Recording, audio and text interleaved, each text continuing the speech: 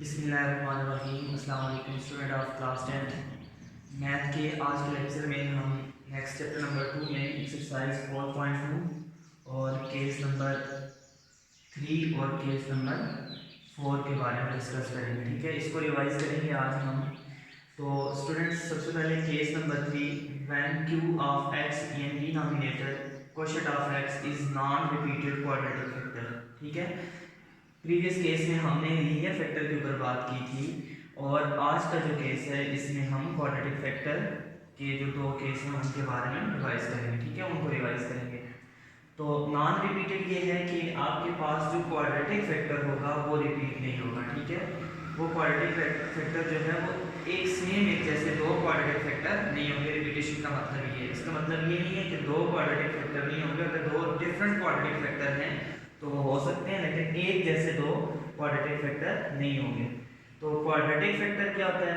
इसे कहते हैं दो दर्जे फैक्टर। ठीक है, अब क्वाड्रेटिक का मतलब क्या है कि ऐसा फैक्टर जिसमें आपके पास वेरिएबल की जो पावर हो वो 2 हो और फैक्टर उसे कहते हैं जिसे मजीद फैक्टराइज ना किया जा सके। ठीक है, और जिसको मजीद फैक्टराइज किया जा सके उसे हम एक्सप्रेशन कहते हैं। तो फर्स्ट केस जो है, केस नंबर 3 जो है, इसमें क्या कहते हैं q ऑफ x एक नॉन रिपीटेड क्वाड्रेटिक फैक्टर होगा, यानी कैसा फैक्टर होगा जिसमें वेरिएबल की पावर 2 होगी और वो दोबारा रिपीट भी नहीं होगा। और केस नंबर 4 जो है, when q of x is repeated quadratic factor, एक ऐसा केस जिसमें क्वाड्रेटिक फैक्टर रिपीट हो जाएगा। फॉर एग्जांपल, अगर हम यहाँ पर ये जो मैंने क्वेश्चन लिखा हुआ है ये केस नंबर 3 का लिखा हुआ है, अगर हम इसका इधर स्क्वायर डाल दें तो ये देखिए ये रिपीटेड क्वाड्रेटिक फैक्टर हो जाएगा। ठीक है, लेकिन जो steps non repeated quadratic factor के लिए हैं सेम वही स्टेप्स जो हैं वो रिपीटेड क्वाड्रेटिक फैक्टर के लिए हैं। और स्टूडेंट्स, जो आपने कल केस नंबर 2 का क्वेश्चन किया था, जो स्टेप्स उन क्वेश्चन के लिए हैं वो स्टेप्स इन क्वेश्चन के लिए हैं, लेकिन वहां पर लीनियर फैक्टर था। आपने यहाँ पर इस पूरे चैप्टर का कंसेप्ट यही है कि आपने ये समझना है कि आपने लीनियर फैक्टर को किसके ऊपर डिवाइड करना है और क्वाड्रेटिक फैक्टर को किसके ऊपर डिवाइड करना है। ठीक है, तो एक्सरसाइज 4.2 है, सिलेबस वाले क्वेश्चन काइंडली आप इस मेथड को समझने के बाद क्या करें, उनको लाजमी उनकी प्रैक्टिस करें। सबसे पहला काम सेम वही है, चेकिंग ऑफ फ्रैक्शन। आपने फ्रैक्शन को चेक करना है कि fraction must be proper fraction होगी तो आप उसके ऊपर पार्शियल फ्रैक्शन का मेथड अप्लाई कर सकते हैं। अगर आपके पास जो क्वेश्चन है वो इम्प्रॉपर फ्रैक्शन है तो फर्स्ट आप उसको क्या करेंगे, इम्प्रॉपर से प्रॉपर में चेंज करेंगे। इम्प्रॉपर से प्रॉपर में चेंज करने के लिए उसको कल मैंने आपको बताया था कि डिवाइड करते हैं। अब हम ये स्टेप अपने इस क्वेश्चन में देखते हैं। ऊपर देखें डिग्री जो है वो p ऑफ x की 0 है और नीचे जो है ये 3 है, तो ये प्रॉपर फ्रैक्शन है। ठीक है, उसके बाद सेकंड स्टेप आपका ये होता है कि फैक्टराइज q ऑफ x। आप डिनोमिनेटर के फैक्टर्स बनाते हैं अगर उसके फैक्टर नहीं बने हुए। तो यहाँ पर देखें x + 1 ये भी एक फैक्टर है और x² + 1 ये भी फैक्टर है, तो ये ऑलरेडी फैक्टराइज है। थर्ड स्टेप जो है, फॉर्म इक्वेशन 1। ठीक है, इक्वेशन 1 आपने बनानी है। तो इक्वेशन 1 बनाने के लिए स्टूडेंट्स आपने क्या करना है कि ये जो फ्रैक्शन होती है आप इसमें लेटर्स को यानी फैक्टर्स को लेटर्स के ऊपर डिवाइड करते हैं। ठीक है, लीनियर फैक्टर के बारे में आपने पढ़ लिया है कि divide linear factor by single capital letter a b और c। आपने किसी भी लीनियर फैक्टर को a b या c के ऊपर डिवाइड कर दें। And quadratic factor by, like quadratic factor को आप इस तरह से डिवाइड करेंगे कि उसमें दो लेटर यूज होंगे। ठीक है, ax + b, वो दो लेटर इस तरह से यूज होंगे कि एक के साथ x होगा, ये दो लेटर्स का सम होगा जिसमें एक के साथ क्या होगा, बल्कि लीनियर फैक्टर के ऊपर डिवाइड करेंगे। कैपिटल बना के उसको उस वेरिएबल का लीनियर फैक्टर यानी ax + b जो है, यहाँ पर a और b कांस्टेंट को जाहिर कर रहे हैं। तो इसी तरह अगर नेक्स्ट आ जाता है तो cx + d इसी तरह से आगे कैरी। रिपीटेड फैक्टर के लिए सेम वही है कि पहले आप फर्स्ट विदाउट स्क्वायर करें, देन विद स्क्वायर, फिर आप कंप्लीटली उसको डिवाइड करें, चाहे वो क्वाड्रेटिक है या लीनियर है। अगर क्वाड्रेटिक है तो सिंगल लेटर डबल लेटर के ऊपर डिवाइड होगा और अगर सिंगल लीनियर फैक्टर है तो सिंगल लेटर के ऊपर डिवाइड होगा। ठीक है, तो इक्वेशन नंबर 1 यहाँ पर देखें स्टूडेंट्स, इससे आपको कंसेप्ट क्लियर हो जाएगा। देखिए सबसे पहले x + 1 ये लीनियर फैक्टर है, तो हमें पता है हम इसको सिंगल लेटर के ऊपर डिवाइड करते हैं तो ये आ जाएगा x + 1। ठीक है, सिंगल लेटर हमने लिया है a, आगे प्लस, आगे देखिए x² + 1, इसमें पावर 2 है जो कि क्वाड्रेटिक फैक्टर है और क्वाड्रेटिक फैक्टर को दो लेटर्स के ऊपर, तो a के बाद कोई से दो लेटर ले लें bx + c। ठीक है, और डिवाइडेड बाय क्या हो जाएगा एक्स स्क्वायर प्लस 1। अगर लेट्स सपोज यहाँ पर स्क्वायर होता तो फर्स्ट हम बगैर स्क्वायर के लिखते, विदाउट स्क्वायर लिखते, फिर हम क्या करते इस पूरे को लिखते और नेक्स्ट दो लेटर ले लेते, क्योंकि ऑलरेडी फिर भी क्या है क्वाड्रेटिक है, तो सी के बाद अगर हम नेक्स्ट दो लेते तो वो dx प्लस ई होता। लेकिन इस तरह का ऐसा कुछ नहीं है, अगर रिपीटेड हुआ तो आपने इस तरह से करना है। तो ये स्टूडेंट बन जाएगी इक्वेशन नंबर 1। ठीक है, नेक्स्ट स्टेप क्या है? नेक्स्ट स्टेप, इसके बाद नेक्स्ट स्टेप सारे वही हैं जो आपने कल के मेथड में पढ़े थे। इक्वेशन नंबर 2 बनानी है आपने। इस कोशेंट ऑफ x को दोनों तरफ मल्टीप्लाई करें। जब हम इसको मल्टीप्लाई करेंगे तो मैं डायरेक्ट लिखता हूं मल्टीप्लिकेशन के बाद क्या आंसर आएगा आपके पास। तो जब इसको मल्टीप्लाई करेंगे कोशेंट ऑफ x यानी x + 1 into x square plus 1 on both side. जब आप इसको डिवाइड करेंगे, सॉरी मल्टीप्लाई करेंगे, तो ये डिवाइड हो रहा है तो ये कैंसिल हो जाएगा, यहाँ पर सिर्फ क्या रह जाएगा 1 इज इक्वल टू, अब x + 1 जब इससे मल्टीप्लाई होगा दोनों से तो x + 1 कैंसिल हो जाएगा और सिर्फ आपके पास क्या रह जाएगा a into x square plus 1। ठीक है, और आगे देखें x स्क्वायर प्लस 1 जो है जब इस से मल्टीप्लाई होगा तो x स्क्वायर प्लस 1 जो है ये डिवाइड हो रहा है तो ये दोनों कैंसिल हो जाएंगे और सिर्फ क्या रह जाएगा bx + c इंटू x + 1। ठीक है, और इस इक्वेशन को हम क्या कहते हैं इक्वेशन नंबर 2। तो आपने इसको इक्वेशन नंबर 2, अब सेम इसी तरह इक्वेशन नंबर 3 भी बनानी है। इक्वेशन नंबर 3 बनाने के लिए मैंने आपसे कहा था कि सबसे पहले आप ब्रैकेट्स को खत्म करें। तो क्या हो जाएगा, a को अंदर मल्टीप्लाई करें तो a into x square plus a minus a। अब पहले bx को मल्टीप्लाई करने या x को मल्टीप्लाई करने, bx into x bx square plus c into x cx। ठीक है, पहले x को मल्टीप्लाई किया, अब 1 को मल्टीप्लाई करें तो आ जाएगा bx प्लस c।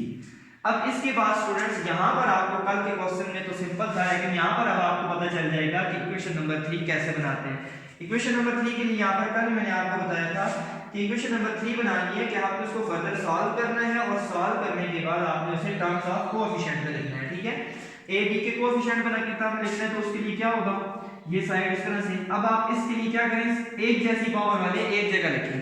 तो सबसे बड़ी पावर स्क्वायर है तो स्क्वायर वाले एक जगह लिखें ax square plus bx square, उसके बाद x वाले लिखें क्या आ जाएगा bx प्लस cx। अब x वाले भी खत्म हो गए, उसके बाद कॉन्सेप्ट लिखें, एक है a और एक है c। ठीक है, अब इसके बाद आप क्या करें, इनमें कॉमन ले लें। अब कॉमन लेंगे किस तरह से लेंगे, तो इसमें x स्क्वायर को कॉमन लें तो इधर क्या रह जाएगा a और इधर क्या रह जाएगा b। तो ये देखें ये इन टर्म्स ऑफ कोएफिशिएंट हो गया कि आपने x स्क्वायर को कॉमन ले लिया और a प्लस b इसके क्या बन गए, कोएफिशिएंट बन गए। इसी तरह यहाँ पर स्टूडेंट्स आप क्या करें, जब x को कॉमन लेंगे तो इधर क्या रह जाएगा b प्लस c और इधर क्या आ जाएगा x, यानी x को दोबारा अंदर मल्टीप्लाई करें तो यही आ जाएगा। आगे कांस्टेंट आ जाते हैं, इनके लिए अलग ब्रैकेट बना दें a प्लस c। तो इस तरह जो इक्वेशन बनेगी उसकी इक्वेशन नंबर 3 करेंगे। ठीक है, इसके बाद स्टूडेंट्स मैंने आपसे कहा था कि using values of x from linear factor, आपने लीनियर फैक्टर अगर कोई क्वेश्चन में मौजूद है तो आपने उससे वैल्यू निकाल के आपने इक्वेशन नंबर 2 में पुट करनी है। और याद रहे कि आपने क्वाड्रेटिक से वैल्यू पुट नहीं करनी है, जस्ट लीनियर से पुट करनी है। तो यहाँ पर लीनियर फैक्टर हमारे पास है x + 1, तो x हो जाएगा क्या, x किसके बराबर हो जाएगा -1 के। तो आप लिखेंगे using x = -1 in equation 2 on both side. Equation 2 में जब पुट करें तो 1 = क्या आ जाएगा, a इसी तरह से आ जाएगा 1 का स्क्वायर 1 आ जाएगा और 1 + 1 2 आ जाएगा। ठीक है, मैं डायरेक्ट सॉल्व कर रहा हूँ, आप पूरे प्रोसेस से करें।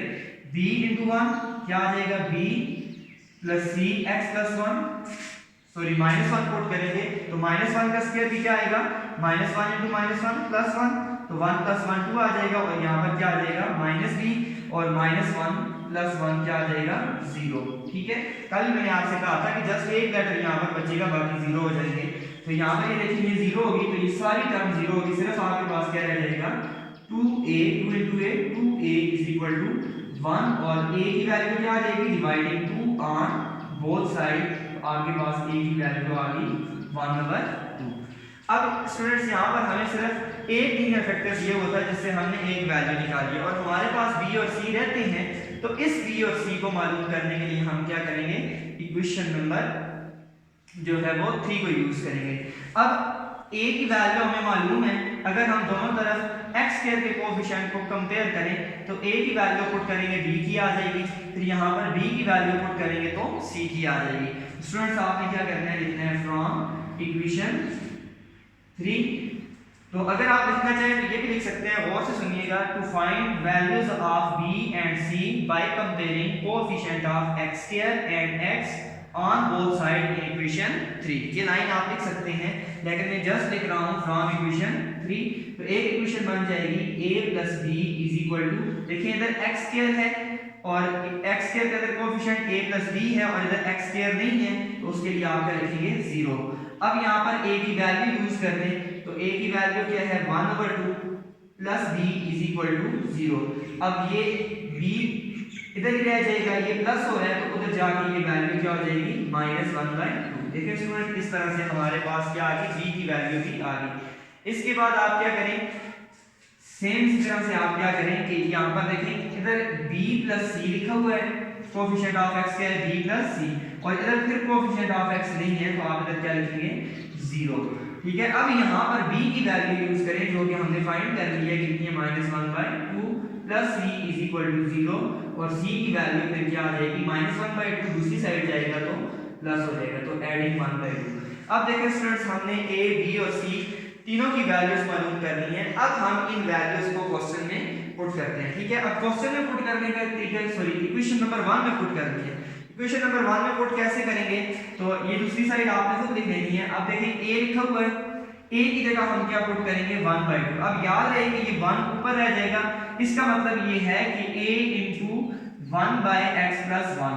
देखिए जब हम a की जगह आपकी वैल्यू लिखें 1/2 तो 1 नॉमिनेटर में चला जाएगा और डिनोमिनेटर से मल्टीप्लाई हो जाएगा, तो ये आपके पास क्या आ जाएगा 1/2 * x + 1। ठीक है, आगे b की वैल्यू चूंकि माइनस है तो हम यहाँ पर प्लस लिखेंगे, फिर -1 * x और डिवाइड बाय 2। अब c की वैल्यू क्या है +1/2 है और डिवाइडेड बाय x स्क्वायर + 1। अब इसको हमने क्यों नहीं लिखा, क्योंकि ये दो हैं, पहले इनका एलसीएम लेके जमा करेंगे। जब हम इनका एलसीएम लेंगे तो ये आपके पास क्या हो जाएगी, ये इसी तरह से रह जाएगी 1/2 * x + 1। अब ये देखिए प्लस ये क्या हो जाएगा आपके पास, इनका एलसीएम क्या आ जाएगा 2, क्योंकि अकेला डिनोमिनेटर में रह जाएगा, जिसको हम इधर लिख सकते हैं x नीचे वाले के साथ लिख सकते हैं और ऊपर क्या रह जाएगा -x + 1। तो अब आप इसको फर्दर अगर लिखना चाहें तो आप इसको लिख सकते हैं 1/2 * x + 1 आ जाएगा स्टूडेंट्स। अब माइनस को कॉमन ले लें तो उससे साइन चेंज हो जाएंगे, इसके साथ x हो जाएगा और ये प्लस था +1 था तो ये -1 हो जाएगा 2 * x स्क्वायर + 1। ये वो आपकी रिक्वायर्ड पार्शियल फ्रैक्शंस हैं। देखिए कि एक फ्रैक्शन जो है वो रिजॉल्व हो गई है 3 मजीद फ्रैक्शंस में, तो इसे हम क्या कहते हैं, सॉरी 2 मजीद फ्रैक्शन में इसे हम क्या कहते हैं पार्शियल फ्रैक्शंस कहते हैं। तो स्टूडेंट्स आपने इस मेथड को अच्छी तरह से समझने के बाद आपने इस केस नंबर 3 और 4 की भी तैयारी करनी है, और जो कल आपको केस नंबर 1 और 2 समझाया गया था, यानी आपने एक्सरसाइज 4.1 और 4.2 की तैयारी करनी है। तो इंशाल्लाह कल आपसे इसका टेस्ट होगा। बेस्ट ऑफ लक, अल्लाह हाफ़िज़।